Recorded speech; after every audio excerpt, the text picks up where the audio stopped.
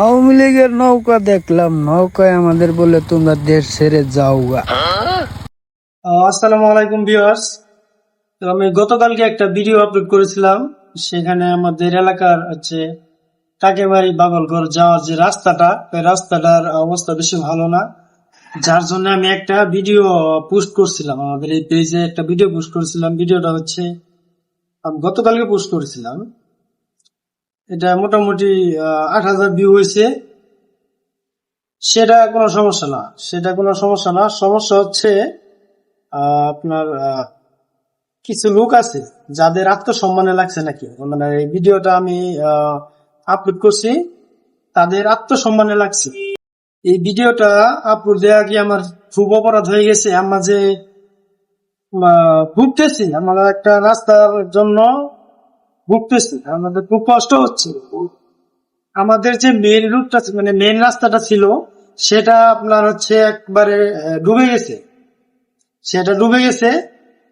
সেটার রাস্তার মাঝখানে গলা পানি যদি না হয়, কোমর পানি মিনিমাম হবে, এরকম একদম ভরে গেছে, কচুরি পানা দিয়ে একদম ভরে গেছে। এটা আমি আপনাদের কালকে আবার দেখাবো ইনশাল্লাহ। আমাদের মেন রাস্তাটা কিরকম অবস্থায় আছে, ওটা আমি আপনাদেরকে কালকে দেখাবো। তো আমি এই ভিডিওটা করছি, এটা নাকি কিছু মানুষের আত্মসম্মানে লাগছে। বুঝলাম না বিষয়টা। তোমরা কিছু করতে পারো না, আবার তোমাদের এই ভিডিও দিলেও সমস্যা হয়, তাহলে আমরা কোথায় যাব? আমি তো তোমাকে বলি নাই যে তুমি কাজ করো নাই কেন, আমি জাস্ট আমাদের দুঃখের কথাগুলো একটু শেয়ার করছি।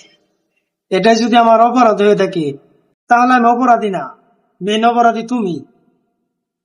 কারণ তুমি এতদিন এই রাস্তার কাজের নামে থাকার বললাম না। যাই হোক, আমার এই ভিডিওটা আমি আপনাদের দেখা যাচ্ছে না, স্ক্রিনে দেখাবো। এই ভিডিওটা যদি আপনাদের আমার কোনো ভুল থাকে বলবেন। হ্যাঁ, আমি ভিডিওটা এখানে প্লে করতেছি, শুনুন। আওয়ামী লীগের নৌকা দেখলাম, নৌকায় আমাদের বলে তোমরা দেশ ছেড়ে যাওগা।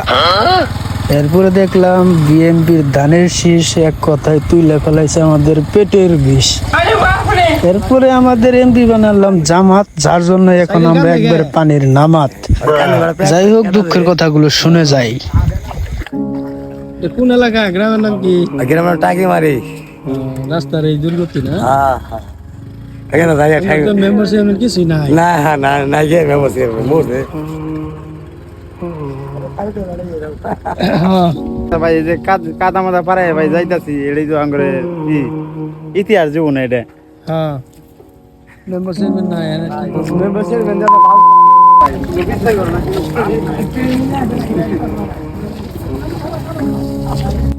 জুতা খোলা ছাড়ার উপায় নাই। আমার পায়ের সমস্যা, এই পা কেটে গেছে পেট দিয়ে। কাদা লাগবে পায়ের মধ্যে, কাটা পায়ে নিরুপায়। ময়লা কাটা পায়ে যাওয়ার পরে কি হবে? আমার জানা মতে শেরপুর থানার ভিতরে চরপক্কেমারি ইউনিয়নে সব থেকে বেশি চাকরিজীবী আমাদের টাকিমারি গ্রামে। এখানে কি নেই? শিক্ষা অফিসার আছে, অ্যাডভোকেট আছে, প্রতিটি ফ্যামিলিতেই প্রায় 2-1 করে সেনাবাহিনী, আর্মি, বিডিআর এরকম চাকরিজীবী আমাদের গ্রামে অ্যাভেলেবেল। তারা যদি ইচ্ছা করে যে আমাদের এই রাস্তার জন্য সরকারি কর্মকর্তার কাছে বা সরকারের কাছে আবেদন করবে, তারা চাইলে অবশ্যই করতে পারে এবং আমাদের রাস্তাটাও হয়ে যায়। কিন্তু তারা কোনো চেষ্টাও করতেছে না, কারণ তারা হয়তো এরকম গ্রামে থাকে না, আমাদের কষ্ট তারা উপলব্ধি করতেও পারে না। আমাদের দুঃখের কপাল, এভাবে দুঃখের সাথে লড়াই করে যাইতে হইতেছে। যাই হোক, কিছু বলার নাই।